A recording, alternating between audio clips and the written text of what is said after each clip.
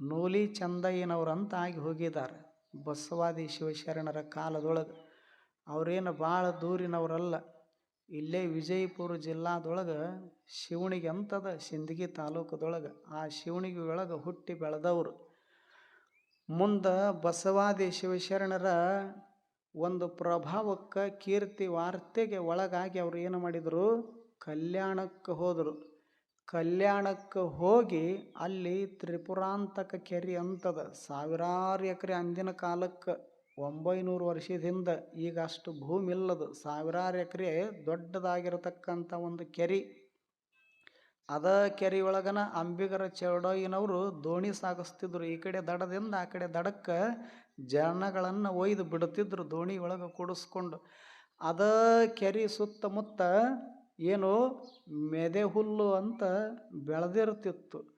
ಆ ಮೆದೆ ಹುಲ್ಲು ಎದಕ್ಕೆ ಉಪಯೋಗ ಇತ್ತಂದ್ರೆ ಹಗ್ಗ ನಿರ್ಮಾಣ ಆಕ್ಕಿತ್ತು. ಅದ್ರೊಳಗೆ ರೈತರು ಬಳಸ್ತಾರಲ್ಲ, ಕುಂಟಿ ಎತ್ತುಗಳು, ಆ ಹಗ್ಗ ತಯಾರಾಗುತ್ತಿತ್ತು.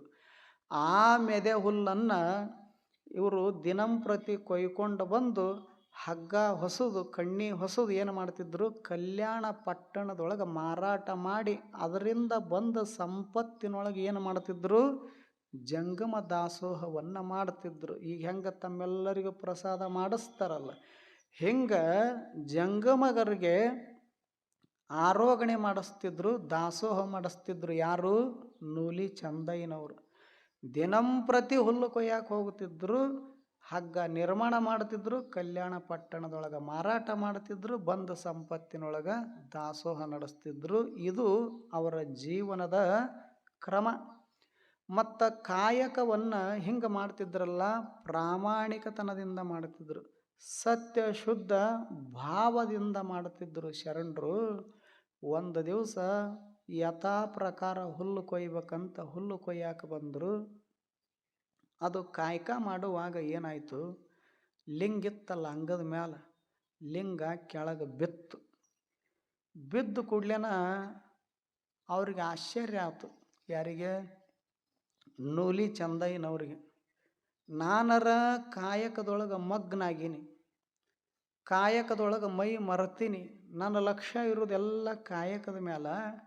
ಮತ್ತು ಇಷ್ಟು ಪ್ರಾಮಾಣಿಕತನದಿಂದ ನಾ ಕಾಯಕ ಮಾಡಕತ್ತೀನಿ, ಮತ್ತು ನನಗೆ ಹೇಳಲಾರ್ದ ಕೇಳಲಾರ್ದ ಲಿಂಗಯ್ಯ ಕೆಳಗೆ ಬಿದ್ದನಲ್ಲ, ಬಿದ್ದರೆ ಬೀಳುವಲ್ನ್ಯಾಗ ಕೂಡ ಅವನ ಪಾಡಿಗೆ ಅವ ಇರ್ತಾನಂತ ಎಲ್ಲ ಹುಲ್ಲಿನ ಹೊರಿ ಕಟ್ಕೊಂಡು ಮತ್ತು ಮನೆಗೆ ಬರಾಕತ್ತಿದ್ರವರು. ಅವಾಗ ಅಂಗದ ಮೇಲೆ ಇದ್ದ ಲಿಂಗಯ್ಯ ಕೆಳಗೆ ಬಿದ್ದಿದ್ನಲ್ಲ, ಲಿಂಗಯ್ಯ ಹೇಳಿದ್ನಂತ, ಅಲ್ಲೋ ಚಂದಯ್ಯ, ಇಬ್ಬರೂ ಕೂಡೇ ಇರುತ್ತಿದ್ವಿ, ನಾನು ನೀನು. ನಿನ್ನ ಅಂಗದ ಮ್ಯಾಗ ನಾ ಇರವ ಲಿಂಗಯ್ಯ, ಮತ್ತು ನಾ ಕೆಳಗೆ ಬಿದ್ದರೂ ನನ್ನ ಹೊಳ್ಳಿ ನೋಡ್ಲಾರ್ದಂಗೆ ಹೊಂಟಿಯಲ್ಲ, ಹೆಂಗೋ ಹಿಂಗಾದ್ರೆ ಅಂತ ಲಿಂಗಯ್ಯ ಪ್ರಶ್ನೆ ಮಾಡಿದ್ನಂತ. ಅವಾಗ ಅವರು ಎಷ್ಟು ಪ್ರಾಮಾಣಿಕರಿದ್ದರು, ಎಷ್ಟು ಧೀರರಿದ್ದರು, ಎಷ್ಟು ಶೂರರಿದ್ದರು ಶರಣರಂದ್ರೆ, ಅವ್ರು ಅಂತಾರೆ ಲಿಂಗಯ್ಯಗೆ, ನನಗೆ ಹೇಳಿ ಕೇಳಿ ಬಿದ್ದಿ ಇನ್ನೇನಂದ್ರೆ ಅವರು. ಯಾರಿಗೆ?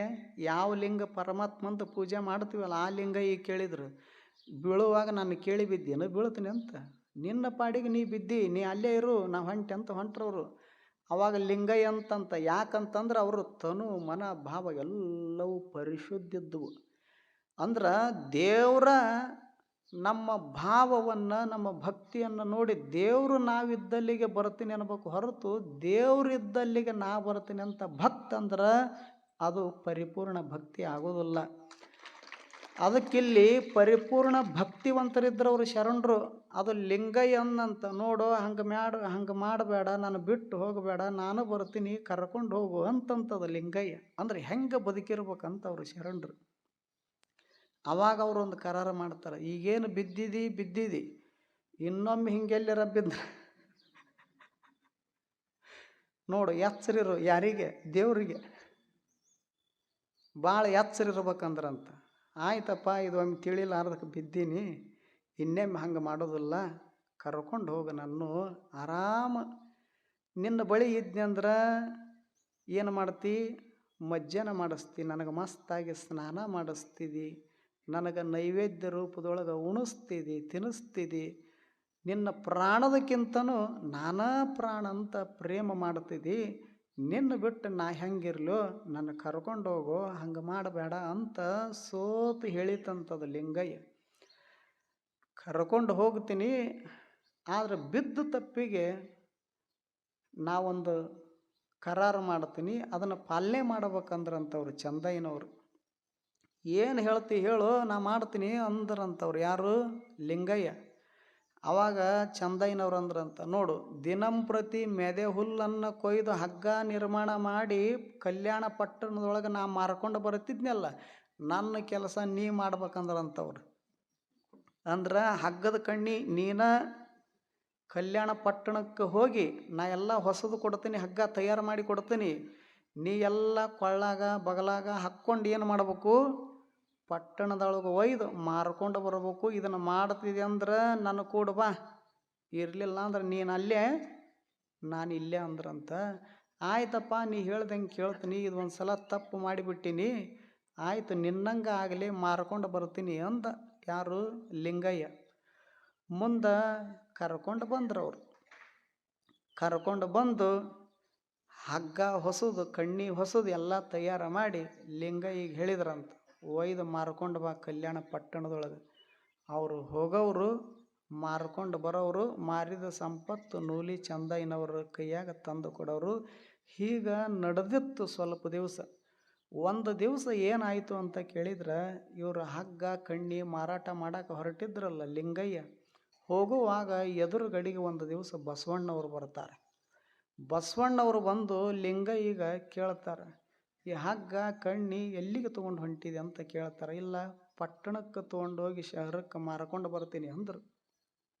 ಕೆಟ್ಟ ಬಿಸಿಲಾಗ ಅಲ್ಲೆಲ್ಲಿ ಕೂತು ಮಾರ್ತಿದೆ, ನೆರಳಿಲ್ಲ ಏನಿಲ್ಲ, ಅದಕ್ಕೆ ಇದನ್ನು ಯಾರು ಮಾರಾಟ ಮಾಡಕ್ಕೆ ಕಳಿಸ್ಯಾರ? ಇಲ್ಲ ನೂಲಿ ಚಂದಯ್ಯ ಕಳಿಸ್ಯಾನ, ನಮ್ಮ ಚಂದಯ್ಯ ಅದನಲ್ಲ ಚಂದಯ್ಯ ಕಳಿಸ್ಯಾನ ಅಂತ ಲಿಂಗಯ್ಯ ಹೇಳಿದ. ಆವಾಗ ಲಿಂಗಯ್ಯನ ಮ್ಯಾಲ ಮತ್ತು ಲಿಂಗ ಪ್ರೇಮಿ ಜಂಗಮ ಪ್ರೇಮಿಗಳ ಬಸವಣ್ಣವರು ಲಿಂಗಯ್ಯನ ಮ್ಯಾಲ ಕರುಣೆ ಬಂದು, ಕೆಟ್ಟ ಬಿಸಿಲಾಗ ಎಲ್ಲಿ ತಿರುಗಾಡಿ ಮಾರ್ತಿ ಮಾರಾಯ, ಅವಕ್ಕೆ ಎಷ್ಟು ರೇಟ್ ಅದ ಹೇಳು, ಬೆಲೆ ಎಷ್ಟದ ಹೇಳು, ಅದಕ್ಕಿಂತ ಹೆಚ್ಚು ಕೊಡ್ತೀನಿ, ತಣ್ಣಗೆ ತೊಗೊಂಡು ಹೋಗಿಬಿಡು ಕೊಡು ಅಂತ ಹೇಳಿದರು ಬಸವಣ್ಣವ್ರು. ಆಯಿತು, ಮತ್ತು ಈಗ ವಜ್ಜೆ ಕೆಲಸ ಇತ್ತಂದ್ರೆ ಹಗರು ಮಾಡ್ತಾರಂದ್ರೆ ಯಾರು ವಜ್ಜೆ ಮಾಡ್ಕೊಳಕ್ಕೆ ಹೋಗಾರನ? ಈಗ ನಿಮಗೂ ಮನ್ಯಾಗ ಅತ್ತಿ ಹೇಳಿರ್ತಾಳೆ, ರೊಟ್ಟಿಯನ್ನು ಮಾಡಬೇಡ ತಂಗಿ, ರೊಟ್ಟಿ ನುಯ್ತವು, ಅನ್ನ ಸಾಂಬಾರು ಮಾಡಂದ್ರೆ ಅದ್ಯಾಕಾದಿತ್ತು ನಾ ರೊಟ್ಟಿನ ಮಾಡ್ತಂತ ಒಬ್ಬರ ಅಂತೀರೇನು? ಹಗರಾಗೋದು ಬಯಸ್ತದೆ. ಅದಕ್ಕೆ ಎಲ್ಲಿ ಕೆಟ್ಟ ಬಿಸಿಲಾಗ ತಿರುಗಾಡಿ ಮಾರೋದು, ಭಾಳ ಚಲೋ ಆತಲ್ಲ ಬಸವಣ್ಣವ್ರು ಬಂದದ್ದು ಅಂತ ತಿಳ್ಕೊಂಡು ಅಲ್ಲೇ ಮಧ್ಯದೊಳಗನ ಏನು ಮಾಡಿದರು, ಹಗ್ಗ ಕಣ್ಣು ಎಲ್ಲ ಬಸವಣ್ಣವ್ರಿಗೆ ಒಪ್ಪಿಸಿ ಅವರು ಕೊಟ್ಟ ಸಂಪತ್ತನ್ನು ತೊಗೊಂಡು ಬಂದರು. ಮತ್ತು ಬಸವಣ್ಣವ್ರು ಏನು ಮಾಡಿದ್ರಂದ್ರೆ, ಅವರು ದಿನಂಪ್ರತಿ ಎಷ್ಟು ಹಗ್ಗ ಕಣ್ಣಿಗೆ ಬೆಲೆ ಇರ್ತಿತ್ತು ಅಷ್ಟ ಮಾರ್ಕೊಂಡು ಬರ್ತಿದ್ರು ಅವರು ಮಾರ್ಕೆಟ್ದೊಳಗೆ. ಈಗ ಬಸವಣ್ಣವರು ಹೆಚ್ಚಿನ ದುಡ್ಡು ಕೊಟ್ಟರು, ಅವ್ರಿಗೆ ಹೆಚ್ಚಿನ ಸಂಪತ್ತು ಕೊಟ್ಟರು. ಯಾರಿಗೆ? ಲಿಂಗಯ್ಯನ ಕೈಯಾಗ. ಆವಾಗ ಲಿಂಗಯ್ಯ ಬಂದು ನೂಲಿ ಚಂದಯ್ಯನ ಮುಂದೆ ಆ ಸಂಪತ್ತು ತಂದಿಟ್ಟ. ಲೆಕ್ಕ ಕೊಡ್ಬೇಕಲ್ಲ, ಈಗ ಮಾರಾಟ ಮಾಡಿದ್ದು ದಿನಂಪ್ರತಿ ಕೊಡ್ತಿದ್ದ, ಇಂದು ಕೊಡಬೇಕು. ಚಂದಯ್ಯನವರು ಕೇಳಿದ್ರಂತ, ಅಲ್ಲೋ ಲಿಂಗಯ್ಯ, ಇಷ್ಟು ಹಗ್ಗ ಇಷ್ಟು ಕಣ್ಣಿ ಇಷ್ಟು ಸಂಪತ್ತು ಆಗ್ಬೇಕಾಗಿತ್ತು, ಮತ್ತಿದು ಸಂಪತ್ತು ಹೆಚ್ಚೈತಲ್ಲೋ ಅಂತ ಚಂದಯ್ಯನವ್ರು ಕೇಳಿದ್ರಂತ. ಏನು ಮಾಡೋದು, ಇವತ್ತು ಮಾರ್ಕೆಟ್ನೊಳಗೆ ಒಯ್ದು ಮಾರ್ಕೊಂಡು ಬಂದಿಲ್ಲ ನಾನು, ಮಧ್ಯದೊಳಗೆ ಬಸವಣ್ಣವ್ರು ಭೇಟಿ ಆದರು, ಅವರ ಎಲ್ಲ ಹಗ್ಗ ಕಣ್ಣಿಯನ್ನು ತಗೊಂಡು ಸಂಪತ್ತು ಕೊಟ್ಟಾರ, ತಗೊಂಡು ಬಂದು ನಾನು ನಿನ್ನ ಮುಂದೆ ಇಟ್ಟೀನಿ ಅಂತ ಲಿಂಗಯ್ಯ ಹೇಳಿದಂತ. ನೋಡಪ್ಪ, ದಿನಂಪ್ರತಿ ಎಷ್ಟು ಸಂಪತ್ತು ತೊಗೊಂಡು ಬರ್ತಿದ್ದಿಲ್ಲ, ನನ್ನ ಹಗ್ಗಕ್ಕೆ ಕಣ್ಣಿಗೆ ಬೆಲೆ ಎಷ್ಟಿತ್ತಲ್ಲ ಅಷ್ಟಾದ್ರೆ ನನಗೆ ಸಾಕು, ಇದು ಹೆಚ್ಚಿಂದ ನನಗೆ ಬೇಡ, ನಿನಗೆ ಯಾರು ಹೆಚ್ಚಿಂದ ಕೊಟ್ಟಾರಲ್ಲ ಅವ್ರ ಕೈಯಾಗ ಒಯ್ದು ಮುಟ್ಟಿಸಿ ಬಾ ಅಂತಂದ್ರಂತ. ಇದು ವಿಷಯ ವಿರಾಗ. ಇದು